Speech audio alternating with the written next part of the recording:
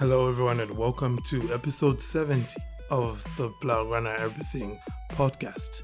And well, it's been a rather an eventful week in the world of FC Barcelona, considering how things usually go. I mean, since that victory against Alaves, what really have we had? There's been no drama like there usually is at Barca. I mean, of course, sure, there's the Vitor Roques situation, which we'll get into that. We'll talk about that for a bit. But then beyond that, it's just the usual, run-of-the-mill transfer rumors. Because right now, this is what I don't understand, right? There's so many transfer rumors right now linking Barca with so-and-so player, and yet Barca doesn't have a coach yet. They don't know who's going to be the manager next season. So how is it possible that these transfers are being, thrown out there? So we'll talk a bit about that as well. And of course, I guess after the last episode that we did, I thought it was last week, but apparently it's been a bit longer than a week since the last episode. For those guys listening to this from the audio platforms, like Spotify or Google Podcasts, wherever else that this podcast could be at, it's been probably a little bit longer than that. And it's been a rough time in terms of finding time to be able to do this, but we're here, and it's a good thing that we're here because we might not be here on the weekend. For those who are subscribed to the YouTube channel, we might be lacking in maybe a match review or two for me for the next coming fixtures, but we'll see how all of that goes. But aside from that, like I said before, welcome. This is the Blaugrana Everything podcast, and let's go straight ahead and let's talk about that Vitor Roques situation, because as you may or may not know by now, Vitor Roque did see a red card against Alaves just about 15 minutes after his introduction, and his red card was as a result of two probably the dodgiest yellow cards that you're ever going to see.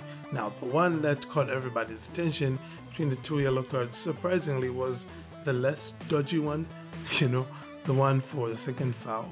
That's what everybody's been calling out. Of course, like I had said, both of them are dodgy, and I don't think either of them were yellow cards, to be quite honest, especially if you consider what the Alaves player was doing in order for him to be in that position where he was quote-unquote fouled by Vitor Roque. And of course, there was two other fouls before that so-called foul by Vitor Roque, which the referee didn't call in Barca's favor. So, there's also that. But we will for now just put that aside. But yeah, everybody was up in arms about that second yellow card, and so was the club. And the club did approach the competition protection committee or something like that to have that yellow card rescinded so that Vitor Roque will be able to play on Sunday against Granada. And well, that went just about how anybody predicted. I don't remember the last time that Barcelona had a ban reduced for one of their players. I'm not saying it's never happened before, it probably has, but it definitely hasn't happened in recent history. My recent memory is devoid of any such content. But what it isn't devoid of is content to do with Real Madrid players getting their bans reduced, and that was really mostly what was trending on Wednesday night when the announcement was made that Roque's ban wouldn't be reduced. It was also announced at the same time that the suspensions for both Mikel and Yangel Herrera for Granada wouldn't be, lifted, that these guys are not going to be available for Granada's very, very huge top of the table clash against Real Madrid at the Bernabeu. In which case, Girona, don't know why I've been saying Granada all this time, and then I said Almeria, Girona, all the best at the Bernabeu, because you're going to need all the luck there, and hopefully the referees don't come out so blatantly like they did in that game against Almeria. But that's how these things go. So Vitor Roque for Barca, once again, not going to be available for that Granada match. And funnily enough, though, Xavi Hernandez, it was announced that he wouldn't face any further punishment after the comments that he made post-match Alaves. Now, what did Xavi exactly say back then? Well, he did say that he just wanted an opportunity to compete. That's what Xavi Hernandez said. Like, just give us, we want to be able to compete. Give us the opportunity to compete. And, well, obviously, what the committee said when they sat down is that because Xavi Hernandez didn't directly criticize a referee or directly call out a referee in any way, shape, or form, because of that, they wouldn't really be pursuing his punishment any further, which honestly for me, I think is like the biggest break of luck. What do you call it? The biggest good break that Barcelona have had in this entire kerfuffle, because personally I would have understood more if Xavi was suspended for what he said than if Vitor Roque was suspended for, those two dodgy yellow cards. And I mean, honestly speaking, go and have a look at that first yellow card, and I just don't get it. I don't get how that was a yellow card. But aside from that, looking at some of the on-pitch issues for Barcelona, of course, the lack of a pivot and all of that, well, it seems like Christensen at pivot is going to be something that will persist. And I think probably for good reasons. Well, I mean, first of all, you're playing Granada, so you're not going to be under that much pressure as if you were playing Atleti or Real Madrid with, Christensen at pivot. And also on top of that, it does free up Pedri and Gundogan and Frenkie de Jong. And saying that just sounds so funny because I just remembered how for the longest time Manchester United had this thing where they were trying to sign that defensive midfielder who would free up Pogba. Remember that saga? Yeah, Barcelona are in that saga as well. Right now they're trying to free up Gundogan, Pedri, and Frenkie de Jong.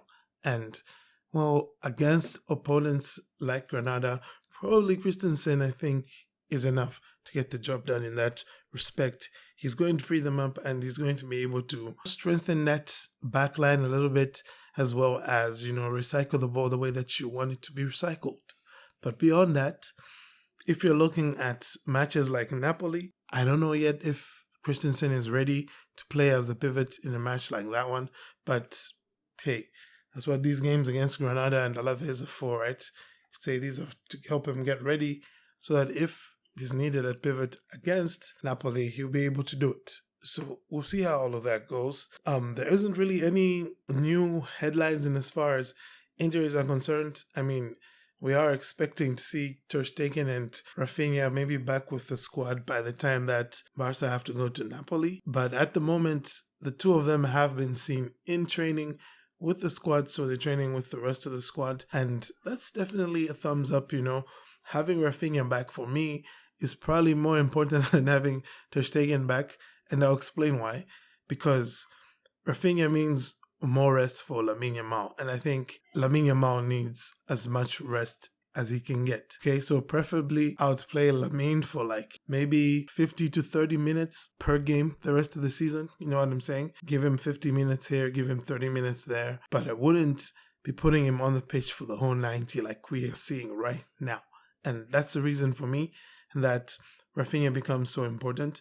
Not only because, well, he's not going to be a big drop-off in the absence of Lamine. Of course, he's not going to give you all the things that Lamine gives you, but he'll give you maybe one or two other things that Lamine can't, in as far as maybe, tracking back. He does do that better than Lamine does, which isn't to say that Lamine doesn't do it, because he does. But, Rafinha just does it better. And also, like I said, rest. Because at the end of the day, you have to remember that Lamine Yamal is only 16 years old.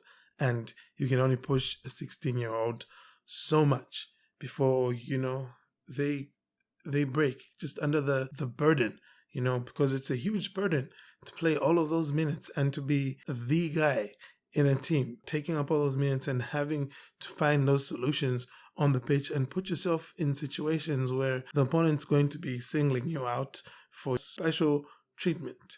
Yeah. And also, speaking of special treatment, this is a bit of a tangent here, but there is a guy who has been a literal menace in La Liga for the kind of special treatment that he gives opposition attacking players. honestly speaking, this guy doesn't even bother to play football. Most of the time, he just goes straight to assaulting people and then kicks a ball afterwards. It's like what he did for a living was assault people in the name of football. And I'm talking about none other than Getafe's Damian Suarez. And the brilliant news really is that dude has left Granada. Dude has left Getafe. Why do I keep on saying Granada? Dude has left Getafe. Okay, we will not have to deal with him anymore. He is leaving the league. He's out of La Liga. No more Damian Suarez antics. I've forgotten which team he's joining, but man, thank you, goodbye, and good luck. I won't say good riddance, but good luck wherever you are going. I hope just somebody out there can give you some of the special treatment that you've been giving our players. Yeah. Anyway, enough about that. So, coming back from that tangent of special treatment, yeah, Lamine is going to be receiving his fair share of special treatment. And because of that, it just raises the probability of somebody coming in a bit too hard on him, somebody going in with a reckless lunge on him. And, you never know what that could lead to. So, let's give the kid less minutes, let's protect him. I mean, come on, guys. I already did that episode here. Or is it a special? I already have that special on here. I was talking about protecting Lamine and Gavi. Barca did not protect Gavi. Now they have the opportunity. They should protect Lamine. So as soon as Rafinha is fit, I don't want to see Lamine Yamal ever playing another 90 minutes the way that he has. Because right now I think he's played like 90 minutes in a row. And I just hope he had the whole of this week off in training. Because I can't even imagine just how much of a burden it is. Anywho, enough about that. Let's talk for a short while now about some of Barcelona's quote-unquote transfer dealings. Once again, a big caveat before we even speak too much about some of the rumors that we've been hearing, so-and-so could be sold, such and such could be bought. There's a planet-sized caveat, which is that right now FC Barcelona doesn't have a coach for next season, and that transfers are going to be subject to who the coach is going to be. So really, we don't know who the coach is going to decide he doesn't need anymore. We don't know who the coach is going to decide he's going to need to bring in, because we don't even know what kind of football that said coach is going to be wanting to play. Okay? Now that we've said that, currently the names of Frenkie de Jong, Ronald Araujo, Rafinha, and Jules Koundé are being thrown about as players Barcelona could sell this coming summer. Now, before we even go into this too far, I just want to say, this is probably the 5th straight year where we're having to do with these rumors of such and such player is going to be sold. Barca are going to start again and rebuild with a new core and all of this and all of that. Anyway, having said that, I've mentioned the 4 names of the guys who are, pumping up the most.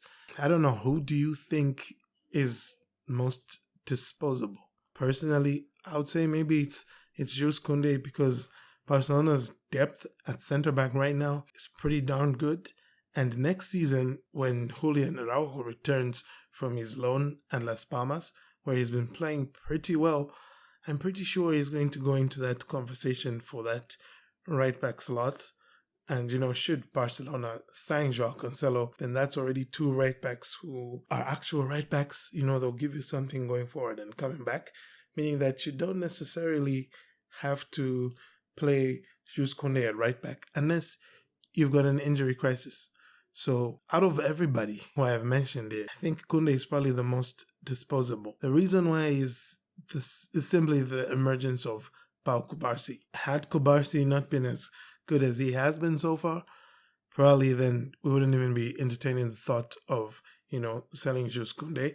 But Jules Koundé is probably one of the 2 or 3 assets that are sellable at Barca that has actually not lost value over the past, season and a half or 2 seasons that he's been here at FC Barcelona. Come summer, I could still see him having a good kind of value for which you could trade him.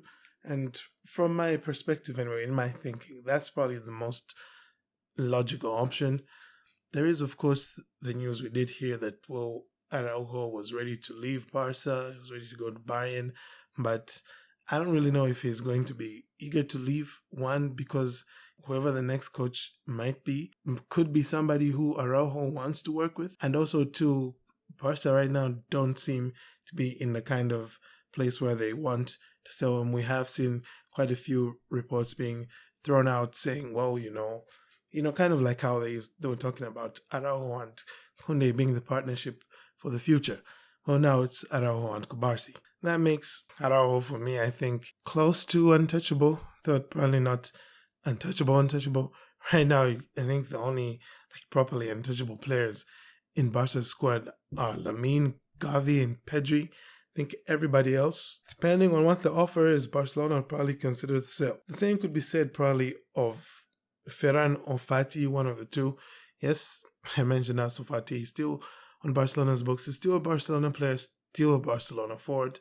And he is also another player who, it will depend what the next manager wants. Because if the next manager is interested in, forwards who can play as inside forwards, inverted wingers, then, Ansu Fati probably is going to get a good, fair opportunity to prove himself. So, yeah, there's that. So, it's, for now, honestly, it's a bunch of nothing burgers when you're looking at all of the news that's being peddled by the likes of Mundo, Sport, or whoever else is out there telling us that, Barca are going to sign such and such player, or Barca are going to sell so and so player, and that so and so is going to be the manager. That's probably where maybe we should pay a bit more attention.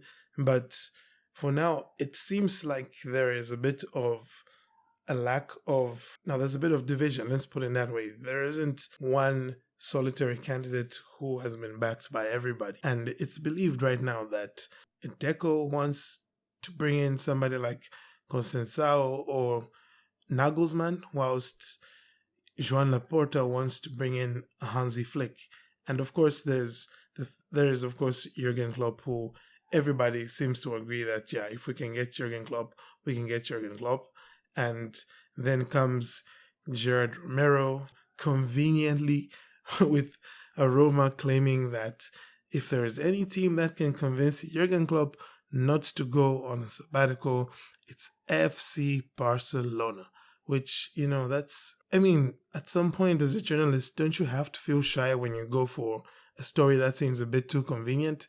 Because that's what this feels like for me. It's a bit too convenient because, both Barca need a manager and Klopp will be out of a job in the summer. And now they're just trying to, find any possible storyline to link the two. But I don't think Klopp is going to happen this summer. If it happens, it'll probably be the summer after or the other summer, not this one. But the question is Klopp still going to be unemployed at that time, It's going to be jobs like the Germany job. It's going to be jobs like the Bayern Munich job. The way people are talking about Tuchel at the moment. It's going to be that job as well. Those will all be available. And if any of those approach Klopp, who's to say that he says no? I don't know. Not me, definitely. This is probably just about as much as I had for today. It's been, like I said, a slow week in as far as developments in the world of FC Barcelona. Aside from, once again, the Vitor Roque situation, there's not really been anything that's would make you be like, oh, well, look at this. And, the stuff we should say like that is probably just all made up rumors, nothing solid, nothing that can be backed by anyone. And I guess it's good for a change, we did get a bit too used to that chaotic existence that was January, because January was just hectic, man. Every week there was something, and you were just wondering, like, what is it? What's my club doing now? Like, I would see either Xavi or Laporta or Barca or one of our players trending on Twitter on almost a daily basis during January, and it was never for good reasons. Thankfully, that's now behind us, and hopefully when Vitor Roque returns from his suspension, he's going to continue with this scoring form. That's really the most that you can hope for. And also, personally, the most that I can hope for is just a good end to this week. So, fingers crossed if you're listening, because we're going to need that luck. But aside from that, I thank you all for tuning in. Do have a great day, and Forza Barca.